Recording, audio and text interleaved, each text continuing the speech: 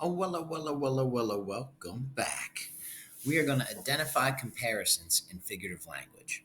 Now, we've had a chance to read the poem, beautiful, by the way. Now, what we're going to do is try to index some of the figurative language we found and think about what's being compared.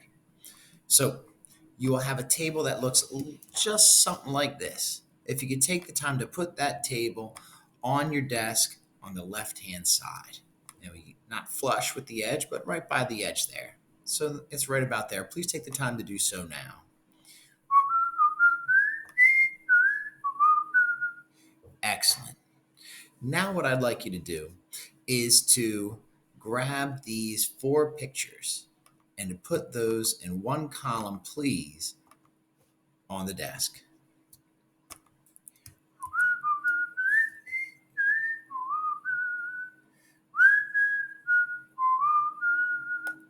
Excellent.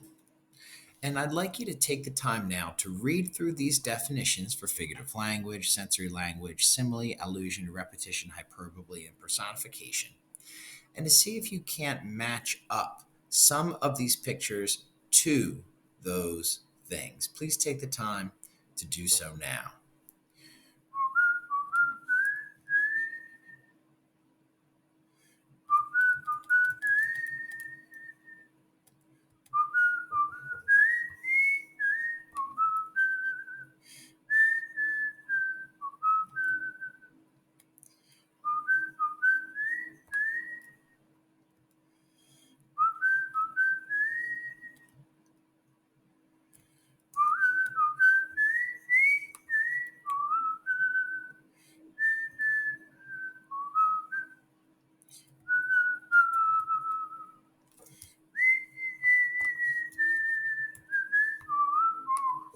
Excellent.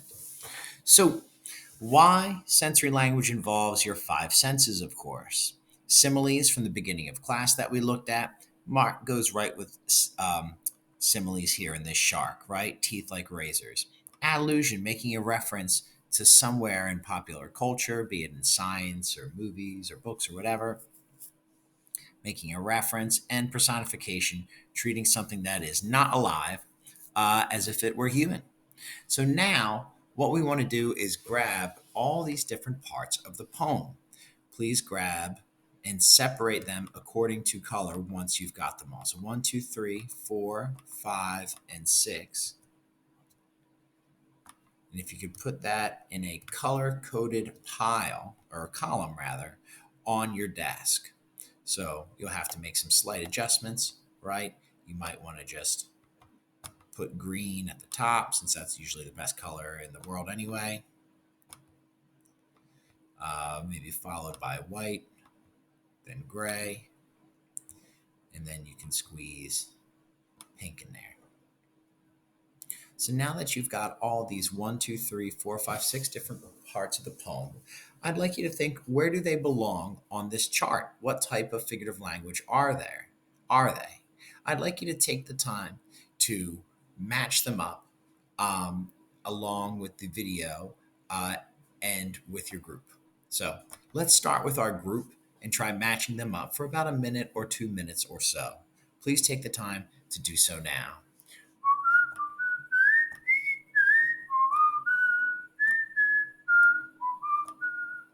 Excellent. Now, let's go ahead and I will slowly move them into the correct example where they're supposed to be. Hopefully, they correspond with what your group already did.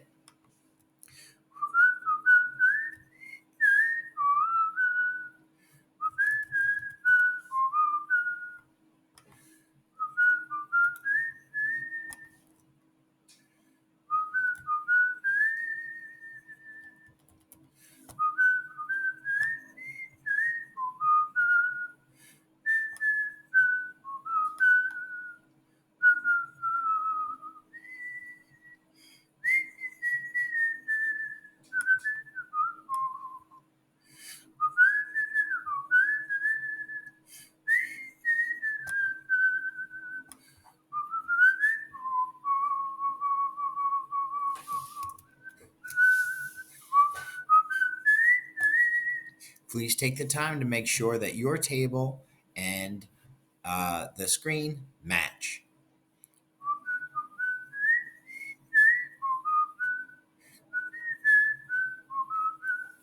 Excellent.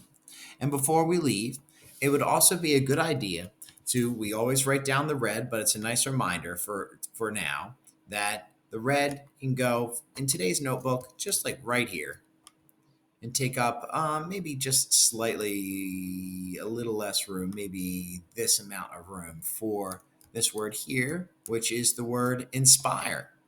And if you need to take a moment to write that definition down, now that we're done that envelope activity and transitioning later on and using this word inspire to do so, it's not a bad idea. Nice job, everybody.